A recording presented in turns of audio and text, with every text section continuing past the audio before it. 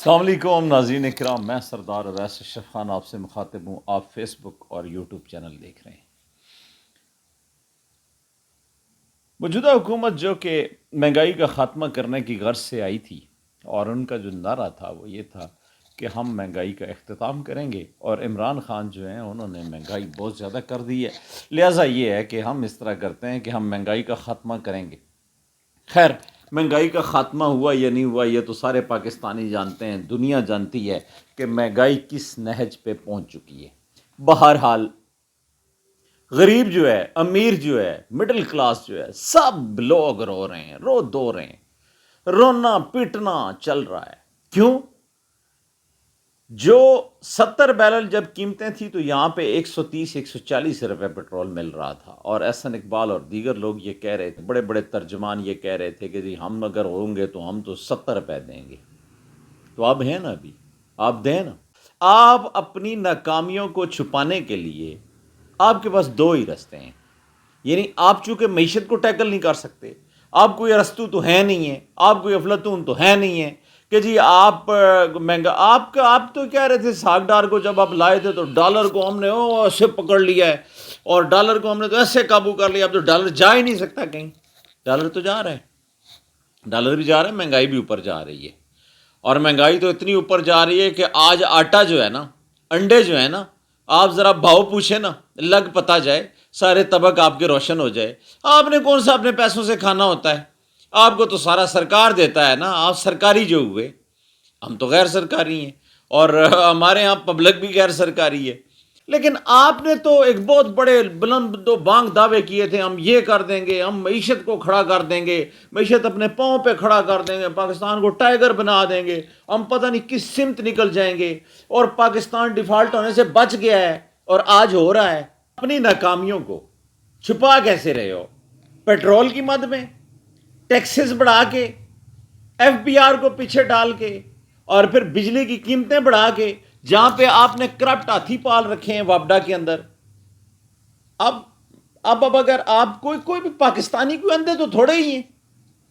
چلاک سمجھدار ہیں، لیکن جب یہ ووٹوں پہ آتے ہیں نا، اور جب پارٹیوں کی سیاست پہ آتے ہیں تو یہ چلے ہو جاتے ہیں، ان کے دماغ معاف ہو جاتے ہیں، کیونکہ پاکستانی جو ہے نا وہ پھر مڑ تھوڑ کے وہ پارٹیوں کی سیاست کرتے ہیں۔ پاکستان کی تو کوئی بھی سیاست نہیں کرتا۔ اگر پاکستان کی سیاست کی جائے تو اس ٹائم جو سیاسی پارٹیاں جو کچھ کر رہی ہیں اور جو کچھ ہو رہا ہے ہمارے ملک کے اندر، پھر تو پتہ نہیں کیا نہ کیا کر دیں یہ لوگ۔ لیکن یہ لوگ بس کیا کریں، ان کے بھی مفاد سانجھے، کچھ لوگوں کی، سب کے نہیں۔ پبلک جو ہے مجموعی طور پہ تو تنگ ہے ان لوگوں سے، لیکن جو ان کے آگے جو چمچے کرچے ہیں نا، جو مطلب نظام چلا رہے ہیں اور ان کے ساتھ ان کے مفادات جڑے ہوئے ہیں، خیر وہ بہرحال تو وہ اپنا جو نقصان ہے وہ اس طرح پورا کر رہے ہیں کہ جی پٹرول مہنگا، بجلی کے ٹیکسیشن، بجلی مہنگی، فلانی چیزیں مہنگی، وہ مہنگائی کا کر کرا کے نا تو وہ اپنے خزانے کو بھر رہے ہیں۔ لیکن پاکستان جو ہے وہ مکمل طور پہ ڈیفالٹ ہو چکا ہے۔ پاکستان کے پاس جو زر مبادلہ کے ذخائر ہیں، 5,000 6,000 جو ڈالر رہ گئے ہیں، وہ چائنا اور ان کے ہیں، اپنا سعودیہ کے، اور وہ آپ خرچ نہیں کر سکتے ہیں، وہ تو کنڈیشنل ہیں۔ اب انہوں نے ایک کنڈیشن، یہ جو لوگ ہیں نا، یہ پچھلے جو 70 سالوں سے پاکستان کو چلا رہے ہیں، انہوں نے پاکستان کو وہ کھیتی سمجھ رکھا ہے جس سے یہ خود اپنے معاملات چلاتے ہیں، اور اپنے معاملات چلا کے نا تو یہ تو بہت کچھ بن گئے ہیں۔ اور انہوں نے نا، کسی نے ہوائی جہاز کی کمپنیاں بنا لی ہیں، کسی نے ملیں بنا لی ہیں، کسی نے باہر جا کے بڑے بڑے ولاز بنا لیے ہیں، بڑے بڑے ٹاورز کھڑے کر دیے ہیں، مطلب یوز آف بلڈنگز بنا لی ہیں، پتہ نہیں کیا کیا کر لیا ہے۔ اور پاکستان جو ہے نا، وہ میں نے ایک دفعہ سابق وزیر اعظم محترم شاہد خاقان عباسی صاحب سے میں نے سوال کیا کہ جناب علی یہ بتائیں کہ آپ پی آئی اے کے چیئرمین تھے، اور آپ نے اسے ڈبو دیا اور وہ ڈوب گئی، اور آپ کے پاس خود اپنی کمپنی ایئر بلو ہے، سے اتنے منافع کاری میں چلی گئی، اور پاکستان کی پی آئی اے جو ہے وہ ڈوب گئی۔ شاہد خاقان عباسی بڑا قابل انسان ہے، میں بھی مانتا ہوں کہ ایشیا کا پہلا فلائٹ لیفٹیننٹ ہے۔ اب وہ بتائیں نا کہ پاکستان کی پی آئی اے کو ڈبویا انہوں نے، اور اپنے جو ایئر بلو ہے اس کو انہوں نے اوپر لے گئے، اور وہ حساب دیں نا، وہ بتائیں نا، ان کو تو پی آئی اے حوالے کی گئی ہے نا۔ اور پھر مسلم لیگ نون کی گورنمنٹ رہی ہے نا پچھلے 30 40 سالوں میں، وہ ان اداروں کو کیوں نہیں صحیح کر سکیں؟ وہ ریل کو کیوں نہیں صحیح کر سکیں؟ وہ اوپر نئے سفید ہاتھی جو ہے ہمارے اوپر بٹھا رہے ہیں، میٹرو فلانے فلانے فلانے، ٹھیک ہے، اور آگے یہ کہتے ہیں اسٹیل مل نہیں چل رہی ہے جی، پی اے یہ نہیں چل رہا جی، فلانا نہیں چل رہا، تو آپ کریں نا۔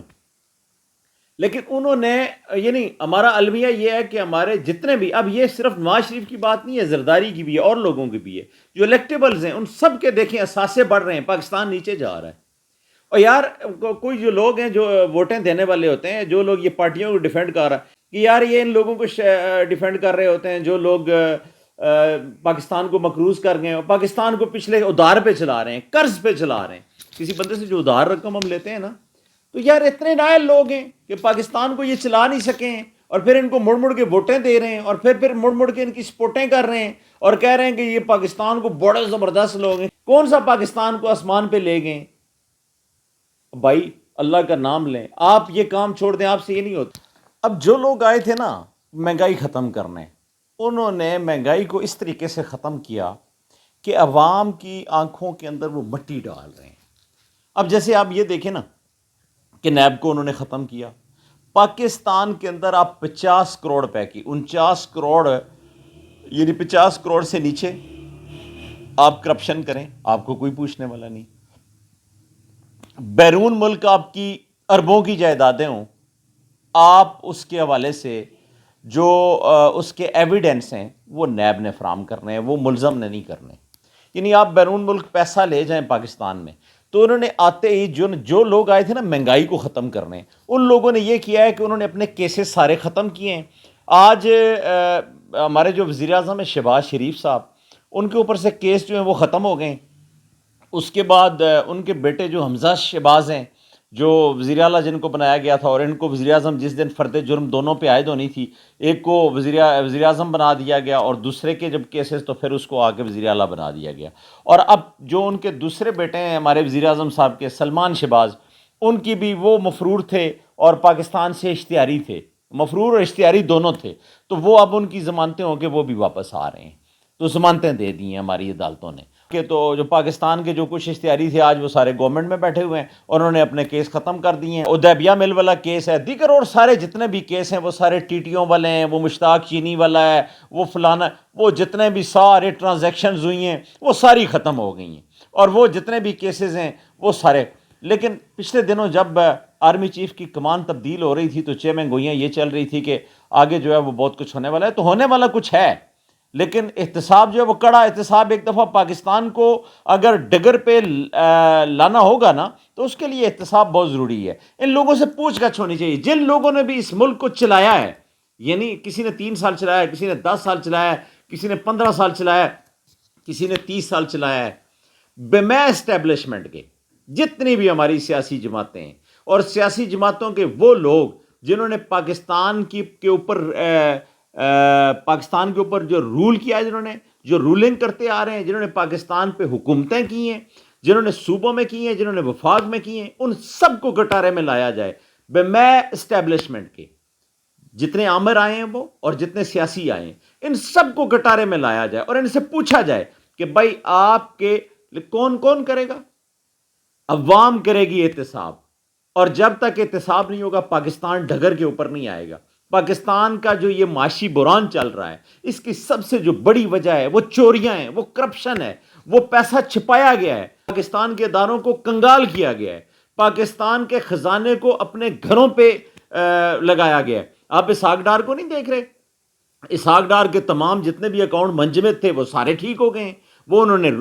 ورکنگ کر دی ہیں، اور اس سے وہ پیسے سے بھی اب نکل رہے ہیں۔ اب مجھے آپ ایک بات بتائیں، کل تک جو بندے سارے اشتہاری تھے آج وہ کیسے حکومتیں کر رہے ہیں، پاکستان کو کیسے چلا رہے ہیں؟ کوئی پوچھنے والا ہی نہیں ہے۔ بھائی ہماری عدالتیں جو ہیں وہ کب پوچھیں گی کہ یار یہ کل تک بندے چور تھے، اور کل تک بندے جو تھے وہ نوسر باز تھے، کل تک وہ بندے پاکستان کو لوٹ کے کھا گئے تھے، بیچ گئے تھے، کل تک ان کے اوپر اربوں ٹرانزیکشن کے کیس تھے۔ یہی تو ڈیلی میل پوچھ رہا ہے، یہی تو ہمارے وزیر اعظم صاحب سے ڈیلی میل نے یہی تو خبر چلائی تھی کہ جی یہ ان لوگوں نے یہ ٹرانزیکشنز کی ہیں، اور یہ ساری، اور یہ ایماندار لوگ نہیں ہیں، تو یہ لوگ ان کے خلاف جا کے کیس کریں۔ ادھر جب وہ یہ وہاں پہ انگلینڈ کی عدالتوں میں نہیں جاتے ہیں، ان کو پتہ ہے وہاں پہ اسپیڈی ٹرائل ہوتے ہیں، وہاں پہ میرٹ کے اوپر فیصلے ہوتے ہیں، اور وہ وہاں پہ بندوں کو اڑا کے رکھ دیا جاتا ہے۔ یہاں پہ تو ہماری عدالتوں کے اندر وزیر اعظم صاحب کو سلوٹ مارا جاتا ہے نا، ہماری عدالتوں کے اندر وزیر اعظم کو ایک الگ پروٹوکول دیا جاتا ہے نا۔ اور وی آئی پیز جو پروٹوکول دیا جاتا ہے وہاں پہ ایسا کچھ بھی نہیں ہوتا. تو جب تک پاکستان، اب ان لوگوں نے جو ہمارے جتنے بھی کرتا دھرتا ہیں یہ سارے حکومتوں کے، ان سب کے کیسز ختم ہو گئے، اور یہ آئے تو مہنگائی ختم کرنے آئے تھے. وہ یہ نہیں کہ اوپر جو کھال تھی وہ کوئی اور تھی اور نیچے جو کام تھا وہ کوئی اور تھا. گیٹ اپ ہمیں کچھ دکھایا گیا اور اندرون جو لوگ اب وہ کس منہ سے یہ کہیں گے. اور پھر یہ لوگ تو کئی دفعہ کہہ بھی چکے تھے کہ یار ہماری حکومتیں آئیں، ہم سے غلطی ہوئی کہ ہم نیب کو ختم نہیں کر سکے. تو جب تک پاکستان کے اندر ایک کڑا احتساب نہیں ہوتا، اور یہ جو کرپشن ہے اور یہ جو چوریاں ہیں، جب تک ان کے اوپر جب تک یہ چوریاں کرنے والے، کرپشن کرنے والوں کو سزائے موت نہیں دی جاتی. چائنا کے اندر سزائے موت ہے. اور میں اجمل بلوچ صاحب کو کئی دفعہ میں نے کہا، انہوں نے کہا یار میرا ایک ہی مدعا ہے، میں یہ کہتا ہوں کہ کرپشن کا جو ہمارا آئین ہے نا، کرپشن کرنے والوں کو سزائے موت دے. تو اس طرح یہ ہے کہ یہ پھر کوئی کرپشن کرنے سے بھی ڈرے گا. آج تو کرپشن کر کے کہتے ہیں کہ جی الحمدللہ ہم تو باپ دادا سے امیر تھے. اور یار اب کتنے امیر تھے، اب پاکستان کو لوٹ کے کھا گئے. خیر، جب تک پاکستان میں کڑا احتساب نہیں آتا تو آپ یہ چیز اپنے ذہن نشین کر لیں،